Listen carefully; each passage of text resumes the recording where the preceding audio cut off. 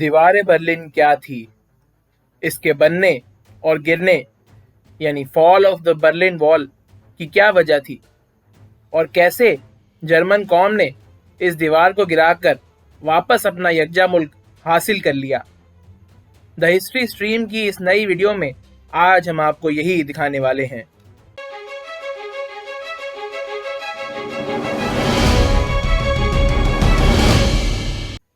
یہ کہانی شروع ہوتی ہے دوسری جنگ عظیم کے بعد، جب ہٹلر کے مرنے کے بعد جرمنی نے ہتھیار ڈال دیے تو بیرونی طاقتوں نے جرمنی کو 4 حصوں میں تقسیم کر لیا۔ اس کو روس، برطانیہ، فرانس اور امریکہ نے آپس میں تقسیم کر لیا گیا۔ مغربی حصہ جو کہ برطانیہ، فرانس اور امریکہ کے کنٹرول میں تھا، اس کو جلد ہی یکجا کر کے ویسٹ جرمنی یا مغربی جرمنی بنا دیا گیا، اور مشرقی حصہ روس کے کنٹرول میں ہی رہا، جس کو ایسٹ جرمنی یا جرمن ڈیموکریٹک ریپبلک بنا دیا گیا۔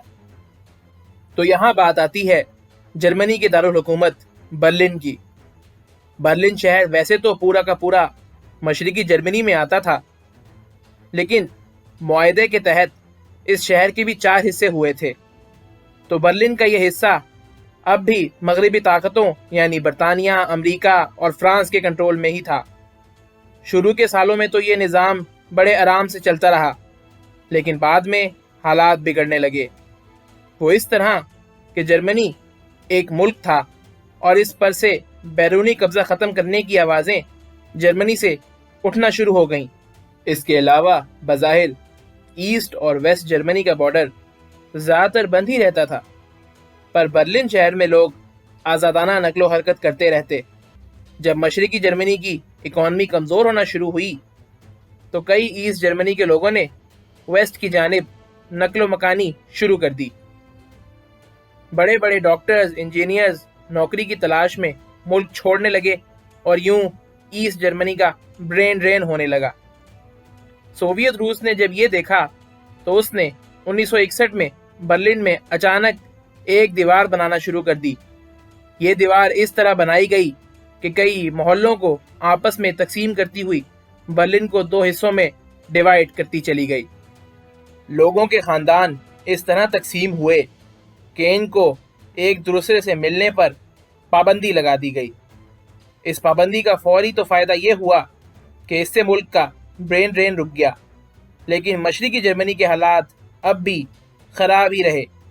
پھر بھی لوگ جیسے تیسے مغربی جرمنی نکلنے میں کامیاب ہوتے رہے۔ روس نے یہ دیکھتے ہوئے مزید سخت پابندیاں نافذ کر دیں اور ایک زیادہ مضبوط نظام بنایا، جس کے تحت سرحد پر بارودی سرنگیں اور گارڈز بٹھا دیے گئے۔ یہ سب کچھ ایسے ہی 1989 تک چلتا رہا، لیکن پھر سوویت یونین کو ختم کر دیا گیا، اور یوں روس کی گرفت مشرقی جرمنی سے کمزور ہو گئی۔ اب مشرقی جرمنی میں متحدہ جرمنی کے نعرے کافی بلند ہونے لگے۔ عوام کا غصہ کم کرنے کے لیے مشرقی جرمنی کی حکومت کے ترجمان گونتر شوواسکی نے ایک اہم پریس کانفرنس رکھی۔ یہ پریس کانفرنس دراصل اس بارے میں تھی کہ وہ جرمنوں کو نقل و حرکت کی اجازت دے رہے ہیں، اور بارڈر پر ہی مشرقی جرمنز کو ویزا دے دیا جائے گا تاکہ وہ آزادانہ نقل و حرکت کر سکیں۔ اس دوران ایک صحافی نے شوواسکی سے پوچھا کہ آپ کا یہ پلان کب سے نافذ العمل ہوگا، جس پر غلطی سے شوواسکی کے منہ سے نکل گیا کہ ابھی سے۔ ٹی وی پر یہ خبر سننے کی ہی دیر تھی کہ بارڈر کی دونوں طرف تمام جرمنز جمع ہو گئے کہ ان کو مغربی برلن میں جانے دیا جائے۔ اس موقع پر گارڈز کی تعداد بہت ہی کم تھی، اور وہ اتنے لوگوں پر گولیاں نہیں چلا سکتے تھے، لہٰذا لوگوں کے دباؤ کی وجہ سے ان کو بارڈر کھولنا پڑا، اور یوں مشرقی اور مغربی جرمنی ایک ہو گئے۔ لوگوں نے اپنے گھروں سے ہتھوڑے اور جو بھی کچھ ان کو ملا وہ لے آئے اور دیوار گرانا شروع کر دی۔ 9 نومبر 1989 کو یہ دیوار گرا دی گئی، اور جرمنی میں جشن کا سما تھا۔ برطانوی وزیر اعظم مارگریٹ تھیچر نے روس کے سربراہ میخائیل گورباچوف کو یہ دیوار گرانے سے روکنے پر آمادہ کرنے کی بہت کوشش کی، کیونکہ برطانیہ کو یہ ڈر تھا کہ کہیں متحدہ جرمنی دوبارہ اس کے لیے خطرہ نہ بن جائے۔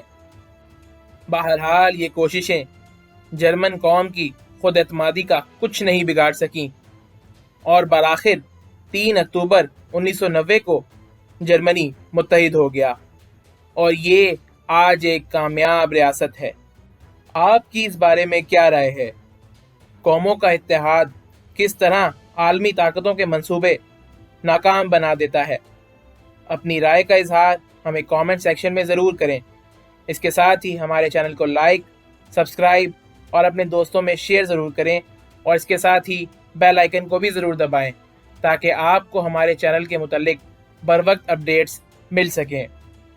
اس کے علاوہ اگر آپ جاننا چاہتے ہیں کہ بوسنیا کی جنگ میں پاکستان نے کیسے بوسنیا کو بچایا، تو یہاں کلک کریں اور یہاں جانیے کہ کیا ہیا صوفیہ کا فیصلہ واقعی درست ہے۔